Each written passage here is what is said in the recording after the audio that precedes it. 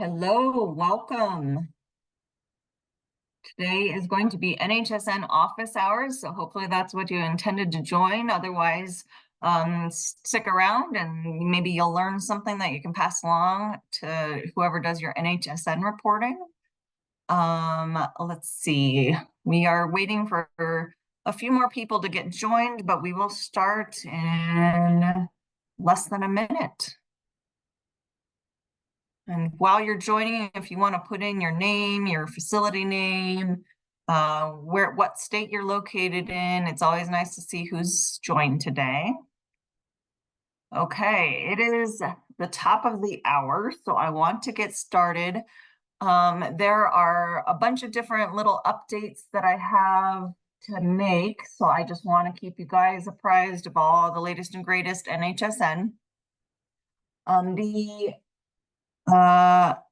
email that I have sharing right now is the upcoming, this just came out. I think this just was sent today.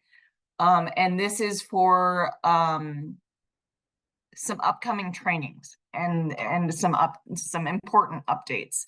So the first thing that they mention in this email that they sent today was that starting September 30th, the up-to-date definition is going to change again. So that's a really important thing to note when you are entering your NHSN data, either your cases, because they ask, of your positive cases, who was up to date, or in your vaccination reporting that you do each week. In either of those, the up-to-date definition is pretty important. So starting September 30th, they're up to date if they got a dose of the 24-25 COVID-19 vaccine. In this definition right here, they do not mention anything about being, 4 months or less out from their last vaccine, anything like that. They're just saying up to date is going to be getting the 24-25 version of the vaccine. And it says facilities should report 0 up to date until they get the 24-25 vaccine. Also, when you log into NHSN after this date, there are links to the definitions. So if you need a reminder as to the definition, you can go into NHSN and click on the link, and it will have kind of this key terms and up-to-date vaccination document, and that also will help remind you what the current definition is. So just keep note that starting September 30th, there will be a new up-to-date definition. Okay. In the past, when this has changed and maybe people didn't know, things like that, sometimes CDC does reach out to facilities and say, hey, I think that you are still reporting old numbers. They're going to expect that a lot of facilities will hit this 0. And so that's actually kind of what they're looking for is unless you've gotten the COVID-19 vaccine into your building before September 30th, they're going to expect a lot of facilities to be at 0 until they get that. Let's see, what else? So they are also offering a bunch of trainings coming up, and you can see these dates here. There's, a whole bunch of them. There's 3 for most people, and then there's, if you are doing the person level vaccination, there's going to be 2 separate ones for those people who are using that feature of the NHSN database.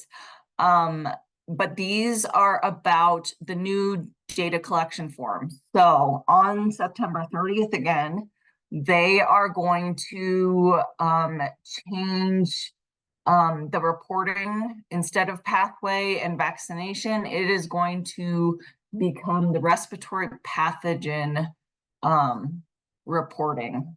So I can show you that on this. This is the newsletter. They have a quarterly newsletter that comes out. And so what they're going to do is they are going to be combining your pathway data.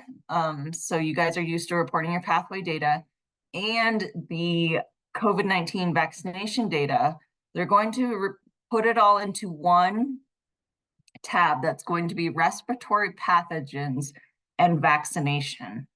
So that's something you'll see on September 30th, that this will change. Your little menu on the left-hand side when you log in is going to change and say respiratory pathogens and vaccination. So it's not going to say COVID-19 anymore. It's going to say this.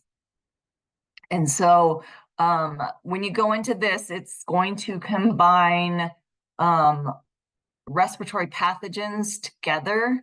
And this, I believe, says it COVID-19, flu, and RSV, I believe, are the ones that they're going to include. From what I know, influenza and RSV, those will still be optional, but it's the COVID-19 information that's required. That means the number of cases, that kind of stuff, and then also the vaccination data. So it says that here, COVID-19 vaccination case and hospitalization reporting are required, while flu and RSV reporting remain optional. So even though it's all going to be grouped into this respiratory pathogens and vaccinations tab, there will still be sections that will be optional data entry. So keep that in mind. If you don't want to report on the flu and RSV, that is not required. Okay, and I'm going to pause here. Please let me know if you have questions as I'm covering this stuff. If you want to ask a question, clarify anything, feel free to unmute yourself and interrupt, because I don't mind. This is a very casual session. You can also put questions into chat. I'm keeping an eye on the chat too. So if you guys have questions that you want to put there, I'll keep an eye on that as well. Okay, it would be a good idea to join at least one of these webinars. It's going to be a webinar and then some replays. The replays sometimes are helpful just in case you didn't catch something when they first demonstrated it, or sometimes the questions and answers can be helpful. Obviously, I know you guys don't have a ton of time to get on 3 webinars that are the exact same. So that's fine. I usually try to attend all of them just so I can capture some of those questions and answers and the little tidbits that they offer. But yes, they're going to go over explaining this. And it says there's no change in reporting requirements or frequency. However, they removed several data elements to make it a little bit more streamlined. So we won't know until either September 30th or one of these webinars, because this is the only one that happens before September 30th. So we won't know until we see them do a demo on what they removed and things like that. Let's see. What else did I need to cover?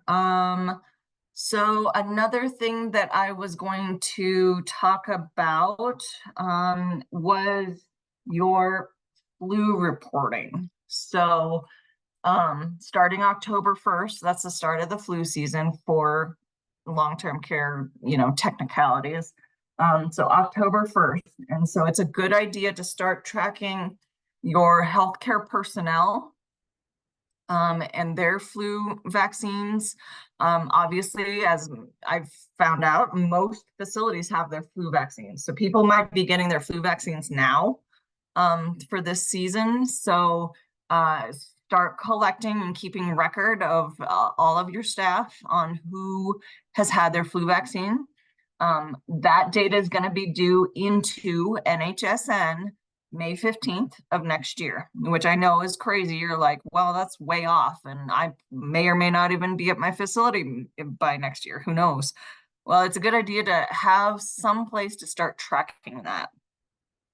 Anybody who's been in the building working at least one day between October 1st and March 31st needs to be tracked. And then whether they got the flu vaccine, etc. So one thing I did, this is not something that we have fully developed yet, nothing that we've formatted and branded as Telligence yet. but I wanted to run it by you guys to see whether you guys thought it was useful. So again, find the chat and let me know whether you think this is useful as I show it to you. What I created right here, this is a very basic generic flu data tracker for your staff. So again, it's the flu season 24-25, and it's healthcare personnel who have worked at least one day between October 1st and March 31st. This is where you'd put in your staff's names. And then NHSN asks you, which category they fall into, either employee, your doctors or PAs or NPs, that's the other category. And then the adult students, trainees, and volunteers. So I kind of have that in these drop downs, so you can put in what kind of staff they are. And then the flu vaccine location, that's another thing that NHSN asks. So you can say, oh, did they get it at the facility? Did they get it somewhere else? And then the date of vaccination, you can select whichever date they got the vaccine. So you can put in, oh, they got it 9/19. That's another question that comes up a lot. Just because the data collection period for your staff is October 1st through March 31st. If Steve Smith was working, but he got the vaccination before October 1st, that's fine. As long as it's this season's flu vaccination, then that's when you would put the date in, and that's when you would count it. And then whether you have documentation, so especially these people who say that they got the flu vaccine somewhere else, you would want to make sure that you have documentation for that. So there's a column for whether you have their documentation. And then whether they have medical contraindications, whether they declined to get the vaccine. Again, these are drop downs. And then unknown vaccination status. If you have people in this unknown vaccination status, you'll want to try to basically convert as many of these over from yeses to nos, because you want to make sure that you have an idea of who's vaccinated and who's not and what their status is. Unknown is kind of a catch-all, but you want your rates to show as accurately as possible. So it's good to try to get people under this unknown vaccination status.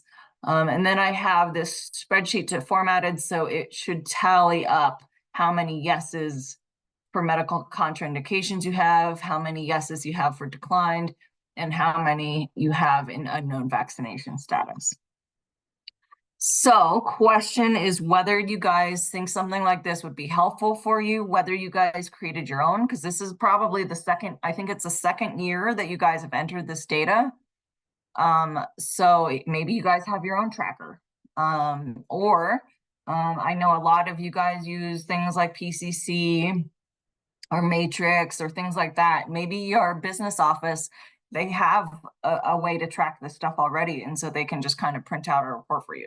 And if that's the case, then by all means, this isn't necessary, but I'd love to hear either unmute or in chat whether you guys think this is something that's useful, whether you guys already have something, whether you use PCC.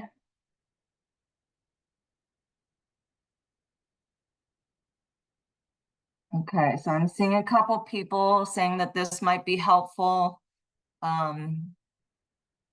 Because I'm happy to continue developing this and getting it to look a little prettier. But if this is something that you guys would like to use, I'm happy to get it developed and send it out to people, because it's hard to track this stuff, and I don't want you guys fumbling around after March 31st trying to create this stuff from scratch. Ideally, you start October 1st and start listing all the staff that are in your building throughout this whole season and what their status is. So by all means, happy to do this if you guys like it. If you guys don't already have something, But if you use something else, or if PCC has some sort of report you can do, by all means use that, whatever is easiest for you guys. Okay. Let's see what else I have for you today. Does anyone have any questions on NHSN stuff? I'm logged in today. I didn't have any connection issues. So if you need me to show anything, I'm happy to do that. I get all the time people who are brand new to this reporting, and they have no idea what's required. They have no idea what they do once they get in here and get their access. So always happy to poke around and show people. So this is probably, is there somebody with a question? Yes, there is. Oh, hi, Ronald. Hi, thank you. Do you think, like last year, that you're going to have to do 2 COVID shots for people over 65 again? We do not know yet, and I don't even think that APIC or ACIP, sorry, I always get those two confused and swapped. But the CDC group that decides on the recommendations, I don't believe that they have even come across that yet. So I don't want to say for sure. I wouldn't be surprised, just because we all know that the older adult population tends to have waning immunity. Their immune systems just aren't as strong. And so that's why this past year, they recommended a second dose just to kind of help with that. So I wouldn't be shocked, but at the same time, it has not yet been recommended. Thank you. Uh-huh. Hello, my name is Val, and I might be here with Illinois Department of Public Health. This is my first time attending this meeting. I have a question in regards to dialysis. Would you be able to pull a report for nursing homes that do cover dialysis, like a survey, yearly survey? And I'm sorry, this question does not relate to you. It's just like I'm brand new here. No, I mean, that's a nice question. So I would say I don't believe that's in the facility survey. So this is a kind of a fake test environment. This is my long-term care facility. Okay. When you go into the annual survey, and pull one up, let me see, add one. It does not ask I don't believe it asks about dialysis. It asks whether you have these types of residents, but it doesn't ask whether they're on dialysis, I don't believe, because then the rest of these questions are about infection prevention. I see now. And so I'm not sure that you can necessarily extract that from NHSN. Well, thank you for showing it. It makes a little bit more sense now. Of course, I appreciate it. Of course. Any other questions, thoughts? Okay, so I am going to actually just go back into this test facility that I have and just remind you guys that right now, this COVID-19 respiratory pathogens tab is where you do your pathway data reporting. You do that one each week. That is this calendar, and it asks about, positive tests, things like that. Staff and personnel, you do a positive test for that. The flu RSV one is optional. And then you do your vaccination data. You can either access it from this level right here, or you can do vaccination summary, which takes you to the calendar for vaccinations. And that's going to ask you about your vaccinations for COVID, for your healthcare personnel and your residents. And again, flu and RSV tab is optional here. And then this is the one that they're going to change. So they're going to combine these two tabs into, let me see if I have it. They're going to combine it into this tab. They're going to combine it into respiratory pathogens and vaccination. So you'll see that on after September 30th. And then another thing I wanted to show you, because we talked about it today, is you should have on your component dropdown when you log in, you should have another one that says healthcare personnel safety. Good thing to double check to make sure you have access to that. When you go into that, that is going to take you to where you are going to report your flu data for your staff. So I know it's confusing because your resident flu data, you can put that in on the COVID side of things, and you also put that into your MDS. But this is where you put the staff flu data, and you just do vaccination summary, annual vaccination flu summary. And then you would fill out this form, and that's what that tracking sheet would kind of align to. So this is number of healthcare personnel who worked in the facility. Then there's the employees, your practitioners, and then your students, trainees, volunteers. Other contract personnel for this is not required. So that one's not one you have to track to, which is really nice.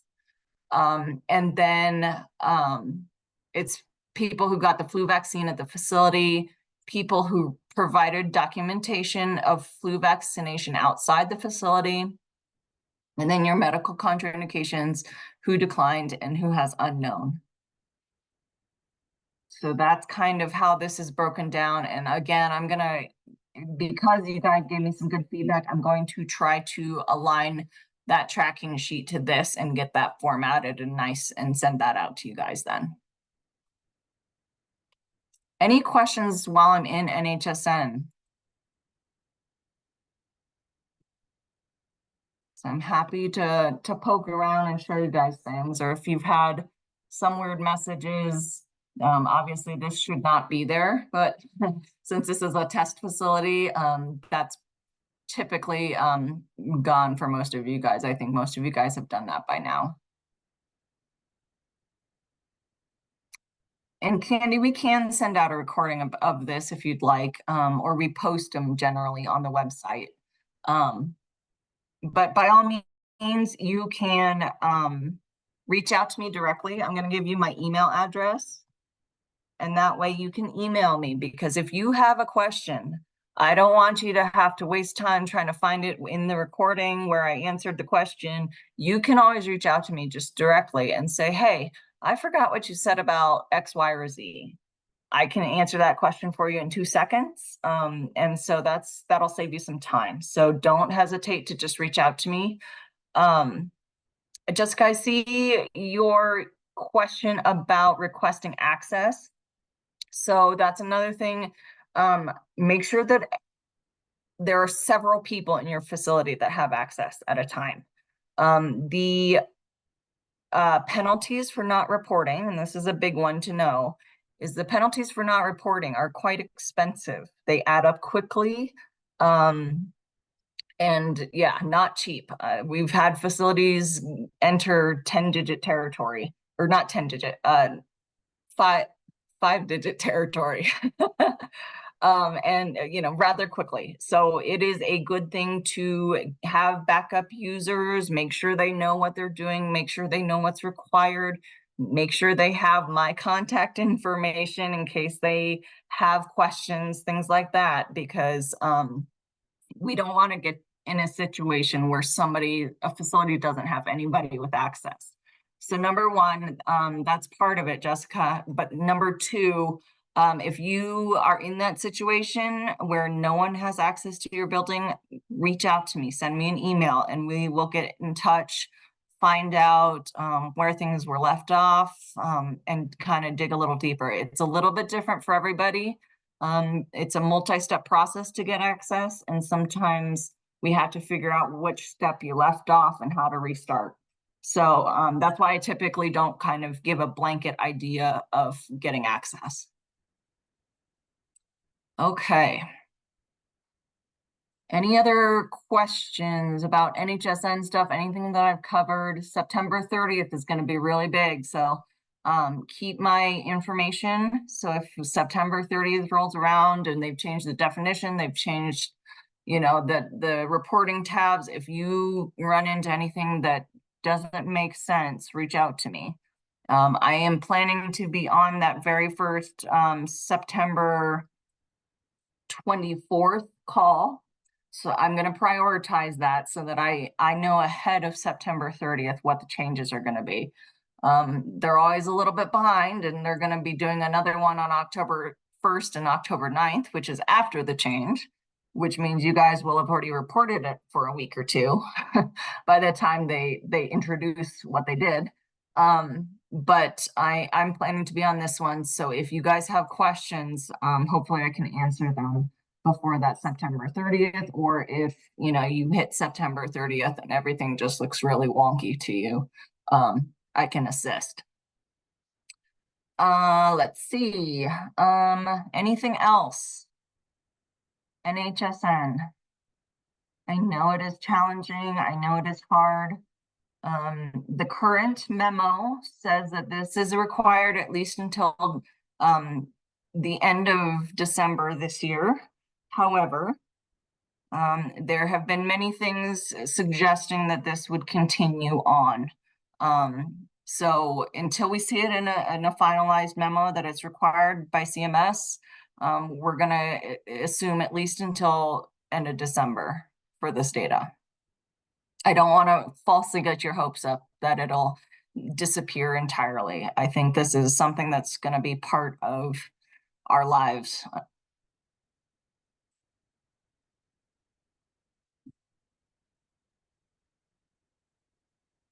All right. Wanted to share a couple other things really quick. Again, if you have questions, put them into chat or send me an email. Happy to address those things. We do have an opportunity here. It is time sensitive. The deadline to register is Friday, September 20th. And what this is a circle talk training. And it is to address social isolation and loneliness. And right now, you can have one member of your team get trained at no cost. And so we have 9 spots remaining for this. If you want to sign up, then please do. Let me see if I can get this. I might be able to get this link into the chat so that you could sign up if you want to do this. Oh, that did not work. But this is something that we hope that you could join. Let me see if I can get this link for you guys. Let me paste this here. So if you guys do want to register, you can. That is a kind of a unique opportunity for this one. So social isolation and loneliness, free training for you guys if you want it. And another thing I wanted to mention is that Thursday we have another session, and it is going to be on behavioral insights, the power of monitoring and documentation. So it's a pretty important topic. We always hear about behaviors being such an issue. And so we're going to have a session on monitoring and documentation. So join us on Thursday for that one. But if you need NHSN support, you can email me at any time. You don't have to wait for this once a month session.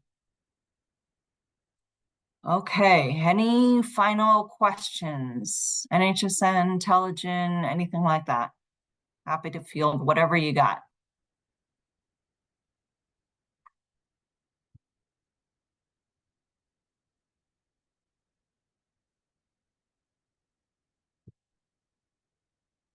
If you need NHSN resources, I know I show this pretty much every single time during the office hours, but we do have a landing page for NHSN resources. So if you guys need to change your email address because you changed facilities, or if you need to add a new user or disable a user, you can go into this one.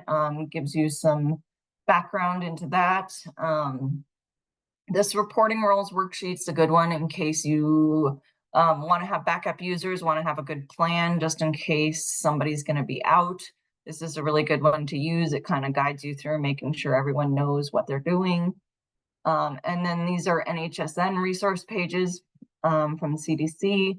And then this is the link to the public data site where CMS posts the data that they get.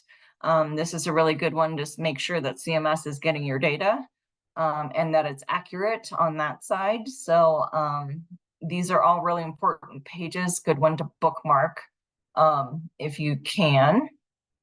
And then, yeah, I guess that's about all I have for today. Don't hesitate to reach out, especially with these new changes coming. I will let you get on with the rest of your day. I appreciate your time, and hopefully you can join our session on Thursday. Thank you, guys. Thank you.